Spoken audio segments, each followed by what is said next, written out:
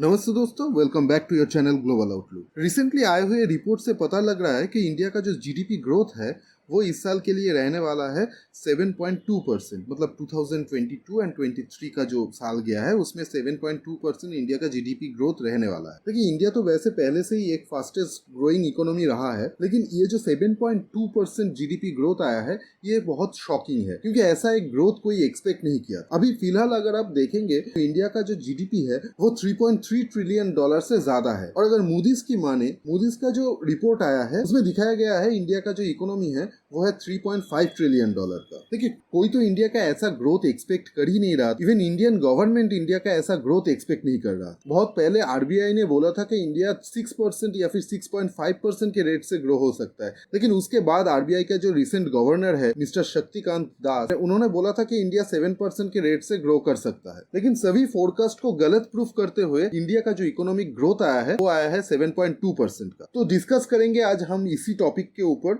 कि इंडिया का जो ग्रोथ हुआ है इकोनॉमिक सेक्टर में वो कैसे हुआ है और क्यों हुआ है, और कैसे इंडिया वर्ल्ड का 4th and 3rd largest economy बन सकता है आने वाले कुछ सालों में। तो इसके ऊपर आज हम लोग थोड़ा सा डिस्कस करेंगे, लेकिन उसके पहले आप लोग थोड़ा सा चैनल को सब्सक्राइब कर लीजिए, वीडियो को लाइक एंड शेयर कर दीजिए। देखिए, वीडियो बनाने के लिए थोड़ा मोटिवेशन भी चाहिए होता है, और आपका लाइक एंड शेयर हम लोगों के लिए मोटिवेशन का काम करता है, और अगर आप सब्सक्राइब कर दे तो ये मोटिवेशन दुगना हो जाता है। तो टॉपिक पे हम लोग वापस आते हैं। अभी आप लोग थोड़ा सा सोचने की कोशिश कीजिए कि ग्लोबली अभी क्या सीनेरियो चल रहा है। देखिए, अभी यूक्रेन और रशिया का वॉर तो चल ही रहा है, वो तो बहुत पहले से चल रहा था, अभी तक चल रहा है, और उसके वजह से जो जो इकोनॉमिक हार्डल्स आ रहा है वो आप सभी को पता होगा। लेकिन उसके साथ साथ एक नया चीज आने वाला है, वो है ग्लोबल रिसेशन। ग्लोबली अगर आप बड़े बड़े जो इकोनॉमी है जैसे कि G7 कंट्री हो गया, ये सारे कंट्री को अगर आप देखेंगे तो इकोनॉमिक स्ट्रक्चर जो है इन लोगों का थोड़ा सा डामाडोल है। जितना भी मेजर इकोनॉमी है जैसे कि यूएसए हो गया, यूके, जर्मनी, इन सारे मेजर देशों में एक रिसेशन आने वाला है। जैसे कि जर्मनी में तो ऑलरेडी रिसेशन आ चुका है। जर्मनी का जो इकोनॉमी है वो 0.3% श्रिंक हो चुका है, और आने वाले कुछ महीनों में आप देख पाओगे कि यूके में भी रिसेशन आ जाएगा। तो आप लोग समझ सकते हो कि ग्लोबली अभी जो सिचुएशन है, जो ट्रेड का सिचुएशन है, जो इकोनॉमिक एक्टिविटी का सिचुएशन है, वो कितना खराब है। और उस खराब सिचुएशन में भी इंडिया का ऐसा ग्रोथ ये दिखाता है कि इंडिया का इकोनॉमिक स्ट्रक्चर कितना स्ट्रॉन्ग है। यहाँ पे हम लोग थोड़ा सा देखने की कोशिश करते हैं कि इंडिया का क्या क्वार्टरली ग्रोथ था। मतलब इस पूरे साल को अगर आप क्वार्टरली डिवाइड करोगे 3 महीने करके, तो ये Q1 में इंडिया का जो ग्रोथ था वहां पे आप देखोगे कि 13.5% ग्रोथ था इंडिया। 13.5% ग्रोथ एक बहुत ज्यादा ग्रोथ होता है। और ये जो Q1 है वो है अप्रैल टू जून महीने का। अप्रैल टू जून व्हिच ईयर 2022 का। मतलब 2021 तक तो आपका कोविड का इफेक्ट ही चला, कोविड पैंडेमिक ही चला। ये कोविड का जो इफेक्ट चला था वो मार्च तक चला था, अप्रैल में जस्ट खाली खुला था मार्केट। तो इसलिए आपको Q1 में एक ज्यादा बूस्ट देखने के लिए मिल रहा है 13.5%। लेकिन उसके बाद Q2 में आपको मिलेगा 6.3%, और Q3 में 4.4%, और Q4 में जो ग्रोथ आया है वो है 6.1%। और ये 6.1% जो ग्रोथ है ये कोई एक्सपेक्ट नहीं कर रहा था कि इंडिया इतना ज्यादा ग्रो करेगा Q4 में। देखिए, अभी एक्सपेक्ट किया जा रहा है कि यूएस का जो इकोनॉमी है वो भी रिसेशन में जाने वाला है। देखिए, यूके तो रिसेशन में जाने वाला है, इसका कोई दो राह नहीं है। यूके का जो इकोनॉमी है आने वाले कुछ ही महीनों में रिसेशन में जाने वाला है जर्मनी के बाद। लेकिन यूएस का जो इकोनॉमी है वो भी एकदम किनारे में खड़ा है रिसेशन के। खाली एक छोटा सा पुश चाहिए उसको और यूएसए रिसेशन में गिर जाएगा, क्योंकि अभी फिलहाल यूएसए का जो ग्रोथ है, इकोनॉमिक ग्रोथ है, वो है 1% का। और अभी जो ये रिसेशन आ रहा है ग्लोबली, इसमें एक पॉजिटिव साइड भी है, एक नेगेटिव साइड भी है। पॉजिटिव साइड ये है कि इंडिया बहुत तेजी से जर्मनी को क्रॉस कर पाएगा। मतलब इंडिया बहुत जल्दी वर्ल्ड का 4th लार्जेस्ट इकोनॉमी बन सकता है, और 2030 तक इंडिया वर्ल्ड का 3rd लार्जेस्ट इकोनॉमी भी बन सकता है। मतलब जापान को पीछे छोड़ सकता है इंडिया। देखिए, हर कोई जो इंडिया के लिए एक इकोनॉमिक ग्रोथ एक्सपेक्ट कर रहा था, उसको अगर आप देखेंगे तो आईएमएफ का अगर रिपोर्ट आप चेक करोगे यहाँ पे, तो आईएमएफ मान के चल रहा था कि इंडिया का जो इकोनॉमिक ग्रोथ होगा वो होगा 6% के आसपास। और आरबीआई का मैंने बताया आप लोगों को पहले कि पहले आरबीआई सोच रहा था कि इंडिया 6% और 6.5% के रेट से बढ़ेगा। उसके बाद उन्होंने बोला था कि 7% के रेट से या फिर 7.1% के रेट से बढ़ सकता है इंडिया। लेकिन यहाँ पे एक एक्स्ट्रा ग्रोथ देखने के लिए मिला इंडिया की इकोनॉमी में। तो ये जो एक्स्ट्रा ग्रोथ आया है ना, ये ग्रोथ आया है इंडिया के एग्रीकल्चरल सेक्टर और सर्विस सेक्टर के लिए। एग्रीकल्चरल सेक्टर इंडिया का बहुत ज्यादा अच्छा परफॉर्म किया है, और उसके बाद सर्विस सेक्टर भी बहुत ज्यादा पुश दिया है इंडिया के इकोनॉमी को। देखिए, Q4 में मतलब दिसंबर, जनवरी, फरवरी, ये जो 3 महीना था, यहाँ पे जो ग्रोथ इंडिया के लिए एक्सपेक्ट किया जा रहा था वो था 4.9 से 5% मैक्सिमम। लेकिन इंडिया का जो ग्रोथ आया है Q4 में वो है 6.1%। 4%, और ये ग्रोथ मिला है खाली एग्रीकल्चरल सेक्टर और सर्विस सेक्टर के लिए इंडिया। और एक चीज और है कि इंडिया का जो मैन्युफैक्चरिंग सेक्टर है वो अभी सोया हुआ है, क्योंकि इंडिया का मैन्युफैक्चरिंग सेक्टर का इतना खास कोई यहाँ पे रोल नहीं है। लेकिन अगर आप देखेंगे तो इंडिया का मैन्युफैक्चरिंग सेक्टर अभी जाग रहा है, मतलब इंडिया का मैन्युफैक्चरिंग सेक्टर अभी ग्रो हो रहा है। अभी हाल ही में आपको मालूम होगा कि एप्पल यहाँ पे मैन्युफैक्चरिंग स्टार्ट कर दिया है, टेस्ला आने वाला है, और बहुत ज्यादा मतलब अभी इंडिया तो सेमीकंडक्टर मैन्युफैक्चरिंग में भी जाने वाला है। तो ये जो मैन्युफैक्चरिंग बूस्ट एक आ रहा है, बहुत ज्यादा कंपनी ऐसा है कि वो जो चाइना से अपना पूरा एस्टेब्लिशमेंट को शिफ्ट करने वाला है इंडिया में। तो ये जो एक मैन्युफैक्चरिंग ग्रोथ आने वाला है, तो आने वाले कुछ सालों में आप देख पाओगे कि इंडिया का मैन्युफैक्चरिंग सेक्टर भी इंडिया के इकोनॉमी को एक बहुत ज्यादा बूस्ट दे रहा है। और अगर ये बूस्ट इंडिया को मिल जाता है तो इंडिया का इकोनॉमी एक रॉकेट की तरह फ्लाई कर सकता है। यहाँ पे और एक चीज नोटिस करने लायक है, देखिए आरबीआई लगातार अपना रिपो रेट को बढ़ाता जा रहा था। रिपो रेट नॉर्मली कब बढ़ाया जाता है? रिपो रेट तभी बढ़ाया जाता है जब आप इन्फ्लेशन को कंट्रोल करना चाहते हैं। देखिए क्या होता है कि आरबीआई जब रिपो रेट को बढ़ाता है तो यहाँ पे क्या होता है, जो कमर्शियल बैंक है जो आरबीआई से अपना पैसा लेता है, लेके आगे लोन को देता है, तो आरबीआई जब रेपो रेट को बढ़ा देता है तो ये जो कमर्शियल बैंक है हम लोगों का, तो कमर्शियल बैंक को अपना लोन भी बहुत ज्यादा कीमत पे लेना पड़ता है, क्योंकि रेपो रेट बढ़ गया है, नॉर्मली इंटरेस्ट भी बढ़ जाएगा। तो इसलिए कमर्शियल बैंक से आगे लोन भी पास कम हो, और जब आपके पास पैसा कम होगा, आपको जब लोन कम मिलेगा, तो इसका मतलब है मार्केट में डिमांड भी घटेगा, और डिमांड घटने का मतलब यह है कि आपका इन्फ्लेशन भी कंट्रोल में आएगा। और आरबीआई का जो रेपो रेट चल रहा था वो चल रहा था लगभग 4 to 6% के आसपास, और आरबीआई इसको बढ़ाने वाला था रेपो रेट। लेकिन हाल ही में जो रिपोर्ट आया आरबीआई के तरफ से, वहां पे ऐसा बोला गया है कि आरबीआई फर्दर अपने रेपो रेट को इंक्रीज नहीं करने वाला है। तो इसका मतलब ये होता है कि इन्फ्लेशन में अभी कंट्रोल आ चुका है आरबीआई का। तो ये जो इन्फ्लेशन में कंट्रोल आ गया है और जो रेपो रेट नहीं बढ़ा है, ये भी एक रीजन है आपके इकोनॉमिक ग्रोथ के लिए। देखिए अभी जर्मनी को तो हम लोग बहुत इजीली क्रॉस कर चुके होंगे by the first quarter of next year, मतलब 2024 के फर्स्ट क्वार्टर तक हम लोग जर्मनी को क्रॉस कर चुके होंगे, और हम लोग बन चुके होंगे वर्ल्ड का 4th लार्जेस्ट इकोनॉमी। और 2030 तक हम लोग एक्सपेक्टेड जापान को भी क्रॉस कर चुके होंगे, और 3rd लार्जेस्ट इकोनॉमी हम लोग बन चुके होंगे। लेकिन चाइना को क्रॉस करना इतना इजी नहीं होगा। चाइना को क्रॉस करने के लिए हम लोगों को थोड़ा वेट तो करना पड़ेगा, लगभग 8 से 10 साल वेट करना पड़ सकता है इंडिया को। और ये जो 8 से 10 साल होगा जो चाइना को क्रॉस करने के लिए लगेगा इंडिया को, ये 8 से 10 साल में इंडिया को लगातार अपना इकोनॉमी को कम से कम 6 to 7% या फिर 8% के रेट से बढ़ाना पड़ेगा, तभी हम लोग चाइना को क्रॉस कर पाएंगे। देखिए डोमेस्टिकली इंडिया का जो इकोनॉमी है वो बहुत ज्यादा स्ट्रांग है। अभी इंडिया का इकोनॉमिक फंडामेंटल बहुत ज्यादा स्ट्रांग है, लेकिन ये जो ग्लोबल सिचुएशन है इसमें इंडिया का कोई कंट्रोल नहीं है। यहाँ पे इंडिया का एक लॉस हो सकता है। देखिए ग्लोबली जो रिसेशन आने वाला है, मतलब जर्मनी में तो ऑलरेडी आ चुका है, और बाकी देशों में जो आने वाला है उसका जो इफेक्ट है वो तो डायरेक्टली इनडायरेक्टली इंडिया के इकोनॉमी के ऊपर आएगा। इंडिया का एक्सपोर्ट इससे इफेक्टेड होगा। लेकिन अभी इंडिया को सोचना पड़ेगा कि ये जो सिचुएशन अभी आ रहा है, ग्लोबली जो रिसेशन आ रहा है, इसको कैसे हैंडल किया जा सकता है। थोड़ा बहुत इफेक्ट आपको देखने के लिए मिल सकता है, मतलब थोड़ा बहुत इकोनॉमिक एक्टिविटी कम होगा, आपका ग्रोथ में थोड़ा इफेक्ट देखने के लिए मिलेगा, लेकिन ये इफेक्ट मेजर ना हो जाए। मतलब इंडिया का इकोनॉमी जो 7% के रेट से ग्रो हो रहा है वो घट के 4-5% पे ना आ जाए, इसके ऊपर इंडिया को काम करना पड़ेगा। और आरबीआई के अगर माने